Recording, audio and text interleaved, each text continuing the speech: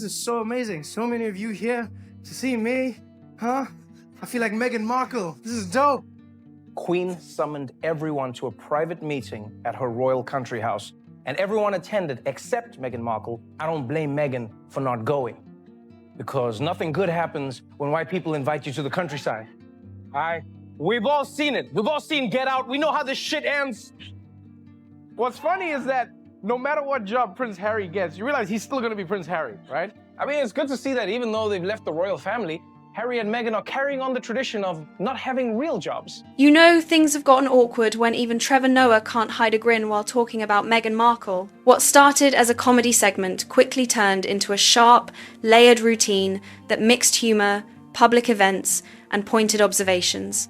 Instead of tossing out a few quick jokes and moving on, Trevor kept building one punchline after another, turning the whole situation into a long-running comedy bit that had people paying close attention. His style wasn't just about getting laughs. It was about highlighting the twists, contradictions, and headlines that have surrounded Meghan and Prince Harry for years. Harry and Meghan are leaving the palace to become financially independent. And you see, this is what happens when you bring the first black woman into the royal family. Yeah. She looked at Harry and she's like, "Nigga, you need to get a job. You need a job. You a grown-ass man. You can't still be living in your mama's house, Harry." Trevor kicked things off by poking fun at the never-ending royal roller coaster everyone has watched unfold. One moment Meghan and Harry stepped away from royal duties. The next there were fresh stories about titles, family ties, public appearances, and whether they were closer to the monarchy again. The constant changes became part of the joke, and Trevor asked the question plenty of people have wondered themselves, but rarely heard said so directly. If the goal was to leave that world behind, why does it always seem to find its way back into the conversation? He also joked that royal life may not be the fairy tale many people imagine, but he suggested the life that followed has been just as dramatic in a completely different way. Instead of castles and ceremonies, it has been filled with interviews, documentaries, public debates, media attention, and endless online reactions. It's important we do this ourselves, Harry, and not live off your family. I agree. We'll just have to find a way to make £50 billion on our own. Trevor leaned into the contrast, humorously suggesting that the move away from royal duties seemed less like a quiet search for peace and more like the beginning of an entirely new public chapter. From major entertainment deals to legal battles with the press, he framed the whole story as a series of surprising twists that kept giving comedians fresh material to work with. Trevor Noah didn't treat this like just another celebrity joke. He made it sound as if the entire situation had become a never-ending series that somehow keeps getting renewed every single season. His point was that every time people think the story has finally reached the end, another headline suddenly appears, another interview gets everyone talking, or another public appearance sends social media into debate all over again. Instead of fading from public attention, the conversation seems to restart over and over, giving comedians fresh material every time. That constant cycle became one of the biggest targets of Trevor's routine, and the audience immediately understood exactly what he was getting at. He then leaned into the public image surrounding Meghan and Harry, joking that Meghan always seems ready for the next big move, while Harry ends up right beside her for the ride. Is it that you do exactly, Harry? What is it that you do exactly, Grandma? Ah, touché. Trevor humorously suggested that one moment they're giving speeches, the next they're sitting down for another widely discussed interview, and before long there's another project, another public statement, or another headline bringing their names back into the spotlight. The joke wasn't that any single event stood out by itself. It was that when you line them all up together, the pattern almost starts to look impossible to ignore. Every chapter seems to lead directly into another one without much of a break. One of Trevor's more memorable punchlines came when he joked about royal invitations and public appearances. With perfect comedic timing, he suggested that people have noticed Meghan often isn't present at the events many expect to see her attend, especially when the royal family is involved. My brother's fiancée, Miss Meghan Markle, is on the American program Suits. Yes, Wednesdays, 8 p.m, USA Network. Check it out. She's amazing in it. Yeah? Right. The only difference between that show and this is people watch this one. He delivered the observation with a grin, making it clear that the humour came from the ongoing public speculation, rather than claiming to know anyone's personal reasons. The audience laughed because it tapped into a topic that has been discussed repeatedly across news coverage and public commentary for years. Trevor also made sure the monarchy wasn't spared from the jokes. Instead of placing all the comedy on one side, he poked fun at everyone involved, suggesting that whenever the royal family and Harry and Meghan end up connected in the same news cycle, the result is almost guaranteed to dominate headlines. According to his routine, people rarely expect calm updates anymore. Why? Why would Harry and Meghan want out of the life that so many people dream of having? Honey, think about it. We kiss frogs to try and become royalty. Huh? The only thing I've ever gotten is father herpes. But for Harry and Meghan in particular, the reality of being a royal couple has been far from a fairy tale. Instead, they braced themselves for another round of debates, reactions, opinion pieces, and endless online arguments. He exaggerated that pattern for comedic effect, turning every new development into what sounded like the next episode of a drama that refuses to end. Building on that theme, Trevor joked about the couple stepping away from their official royal responsibilities while still remaining closely linked to royal conversations in the public eye. He humorously pointed out that although their roles changed, their connection to the monarchy continues to attract enormous attention. Whether the discussion is about family relationships, public events, or media projects, their names almost always find a way back into the headlines. Trevor presented that contrast as one of the funniest parts of the entire story, suggesting that walking away from official duties didn't mean walking away from public fascination. Harry and Meghan are leaving the palace to become financially independent. And you see, this is what happens when you bring the first black woman into the royal family. Yeah. She looked at Harry and she's like, "Nigga, you need to get a job. You need a job. You a grown-ass man. You can't still be living in your mama's house, Harry." In his telling, the royal chapter may have changed, but the audience keeps watching because every new twist seems to spark another wave of conversation, another round of jokes, and another reminder that this story still manages to capture attention years later. Trevor Noah kept raising the stakes with his routine, joking that almost every new headline involving Meghan seems to create another round of public discussion. Whether people were talking about a public appearance, a podcast episode, a fashion choice, or another interview, Trevor humorously suggested that the attention never really slows down. Damn, Harry and Meghan are losing their titles? That's the most embarrassing royal loss since William's hairline. But yes, the Queen has announced that Harry and Meghan can no longer describe themselves as royal.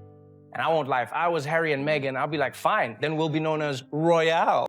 His comedy leaned into the idea that even criticism can keep someone in the spotlight, and he exaggerated that pattern to show how every fresh debate quickly becomes another trending topic. Instead of focusing on one specific moment, he painted a picture of someone who always seems to find herself at the center of conversation, no matter what the latest story happens to be. But Trevor made it clear that Harry wasn't escaping the jokes either. Rather than treating him as a bystander, he turned Harry into an equally important part of the comedy, playfully portraying him as someone constantly searching for the next opportunity while trying to navigate life outside the royal system. Morning, new headlines that Harry and Meghan could be moving to Africa. The Duke and Duchess of Sussex are reportedly considering heading on a sabbatical for 6 months. They're taking a sabbatical? How are you gonna take a break from being royalty? What are you doing? This is like the weirdest thing. Oh, just have to take a break. Too many people survey us. That's too much. Trevor joked that Harry often comes across as someone balancing multiple roles at once: supportive husband, public speaker, project partner, and occasional spokesperson, all while figuring out what the next chapter looks like. The exaggerated image earned laughs because it captured the public perception that Harry is almost always standing beside Meghan during major announcements and appearances. The routine became even sharper when Trevor contrasted the couple's decision to step away from official royal duties with the fact that discussions about royalty still seem to follow them everywhere. He humorously suggested that, Despite building a life outside the institution, the royal connection continues to dominate public interest whenever their names appear in the news. According to the joke, no matter what project is being promoted or what event is taking place, conversations somehow circle back to the same familiar topic. Trevor played with that contrast, suggesting that leaving one chapter behind didn't stop the world from viewing them through that same royal lens. That irony became one of the biggest punchlines in his set, with the audience quickly recognizing the contradiction he was highlighting. Meghan, the Duchess of Sussex, is reportedly working on a deal to record a voiceover for Disney. Meghan and Prince Harry met with Disney's CEO at the London premiere of The Lion King in July, where Harry appeared to discuss possible future projects. Then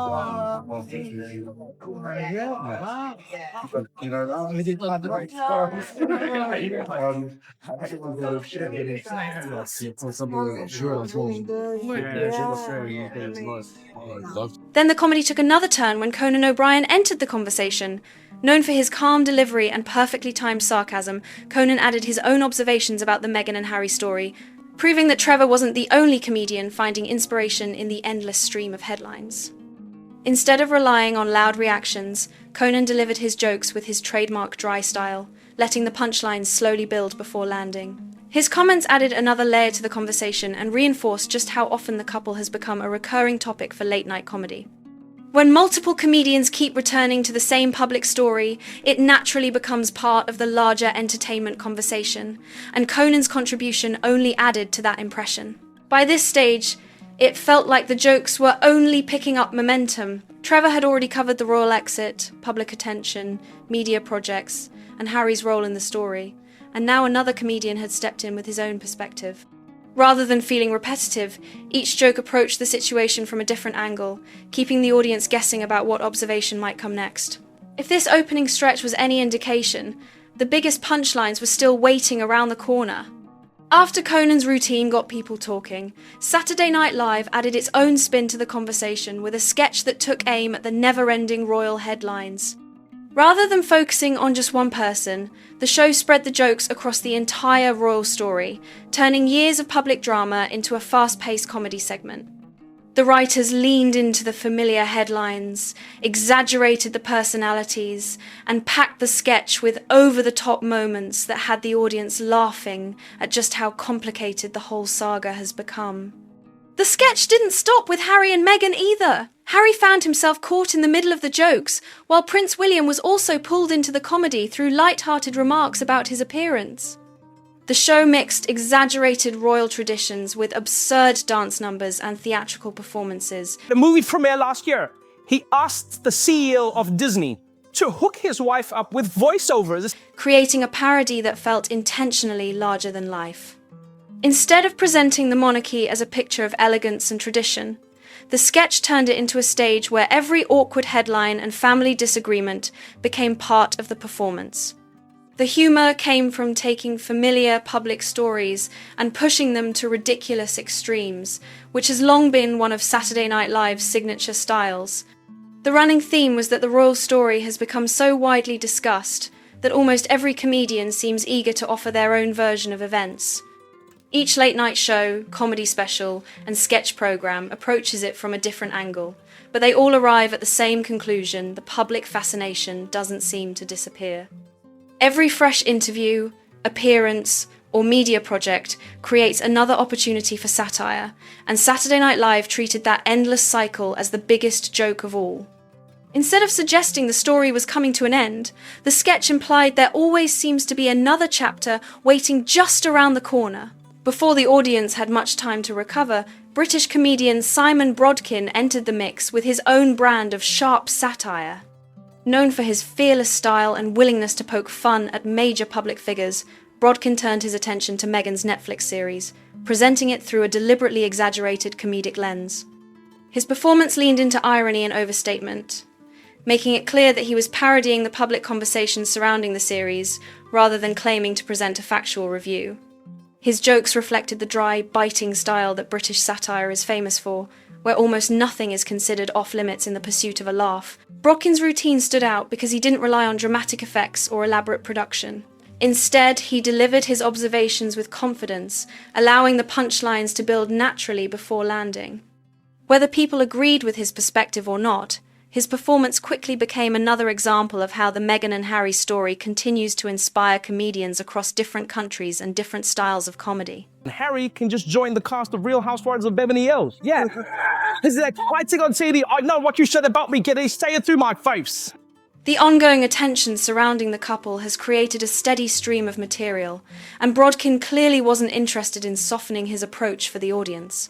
And just when it seemed like the comedy couldn't become any bigger, another famous name entered the discussion.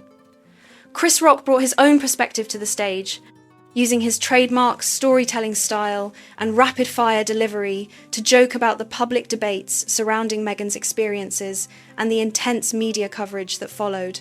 His routine sparked widespread discussion, with audiences reacting not only to the jokes themselves, but also to the broader conversations they referenced. By this point, it was clear that the Meghan and Harry story had become one of the most frequently revisited topics in modern stand-up comedy, with each comedian adding a completely different angle while keeping the spotlight firmly on one of the world's most talked-about couples.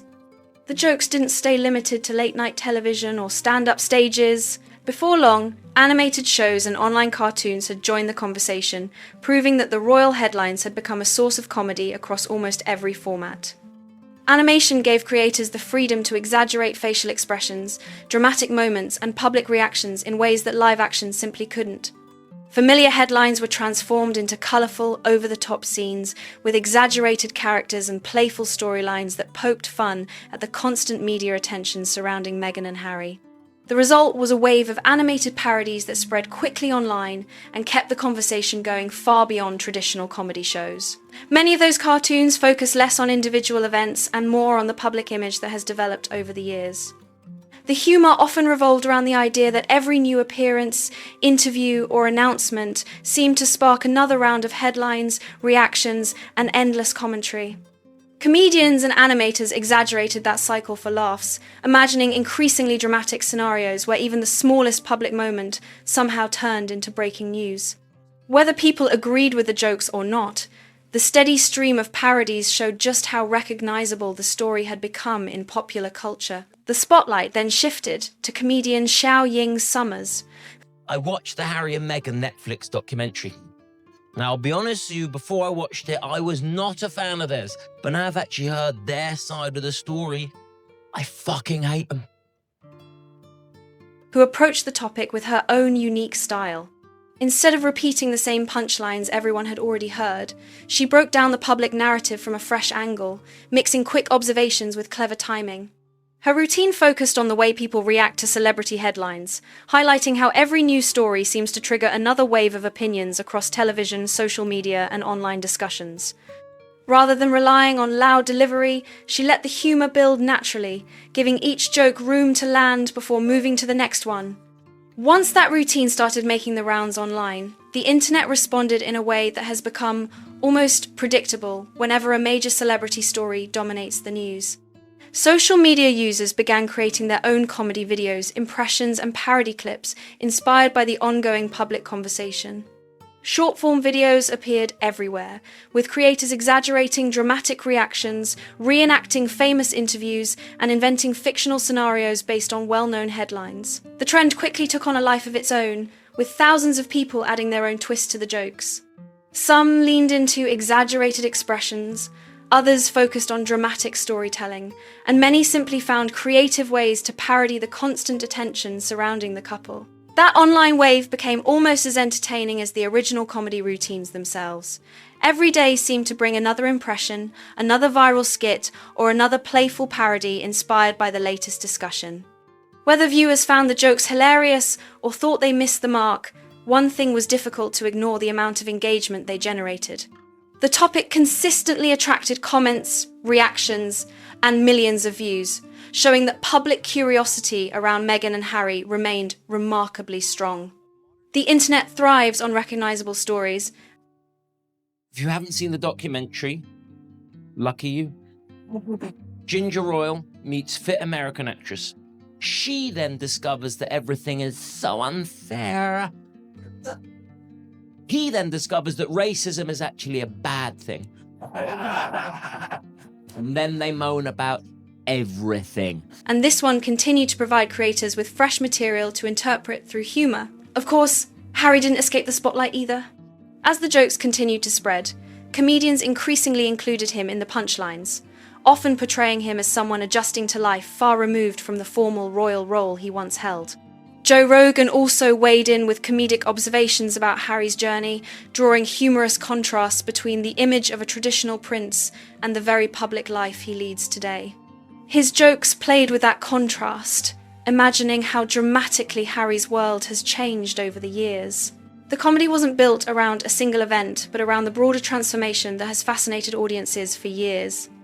By this stage, it seemed that wherever the Meghan and Harry story surfaced, another comedian was ready with a completely new angle, ensuring the conversation and the laughs kept rolling. Joe Rogan brought a completely different energy to the conversation, delivering his observations with the confident, fast-paced style that has made his stand-up instantly recognizable. His jokes didn't rely on long setups or complicated stories. Instead, he jumped straight into the topic, mixing quick punchlines with exaggerated comparisons that had the audience reacting almost as quickly as he delivered them. His routine focused on the public image surrounding Harry and Meghan, turning years of widely discussed headlines into comedy that played off the contrast between royal expectations and modern celebrity life. Whether people agreed with every joke or not, his delivery kept the audience engaged from beginning to end. You know who I feel bad for in all of this, though? Meghan and Harry's son, Archie. Yeah. Because you realize eventually he's going to grow up and be like, so let me get this straight. We used to be in the royal family? Like I could have been a king, and now I'm working at Burger King? Is that what you're saying? What made Joe's approach stand out was the way he blended humour with observations about how dramatically the couple's lives have changed in the public eye. He joked about the transition from royal duties to media projects, public appearances, and constant headline coverage, suggesting that almost every new development creates another opportunity for comedians to weigh in. Rather than treating the story as something that had already run its course, he presented it as a continuing source of material that keeps evolving with every new chapter. That perspective connected with audiences who have watched the story unfold over several years. Just when it seemed like the parade of punchlines had finally reached its peak, Trevor Noah returned to the spotlight. Calm, confident, and perfectly in control of the room, Trevor picked up where the earlier jokes had left off while adding his own distinctive style. Instead of simply repeating familiar criticisms, he tied together many of the recurring themes that have followed Meghan and Harry throughout their public journey. His comedy highlighted the way public attention continues to surround almost everything they do, from interviews and documentaries to appearances and media projects, making the ongoing fascination itself part of the joke. Trevor's measured delivery gave each punchline extra impact, allowing the audience to anticipate where he was going before the laugh finally landed. By the end of the routine, one idea connected all of the different comedians who had weighed in. Meghan and Harry's story has become such a recognizable part of popular culture that it regularly finds its way into stand-up specials, late-night monologues, sketch shows, online parodies, and animated satire. Trevor humorously suggested that while the couple may have hoped to shape a new public chapter on their own terms, the constant stream of headlines has also provided comedians with an endless supply of material. Whether viewed as sharp satire, playful parody, or simply another example of celebrity humour, the story continues to inspire fresh jokes, proving that public fascination with the royal saga shows little sign of disappearing anytime soon. From Trevor Noah's sharp observations to a long list of stand-up routines, parody sketches, animated jokes, and viral memes, this royal saga has turned into one of the most talked about comedy topics in recent years. No matter where you look, another comedian or creator seems ready with a fresh take, proving the conversation is far from over. If you enjoyed this breakdown, don't forget to like the video, subscribe to the channel, and leave a comment telling us which comedian or roast you thought was the funniest. We'd love to hear your thoughts and see which moment stood out the most. Thanks for watching, and we'll see you in the next one.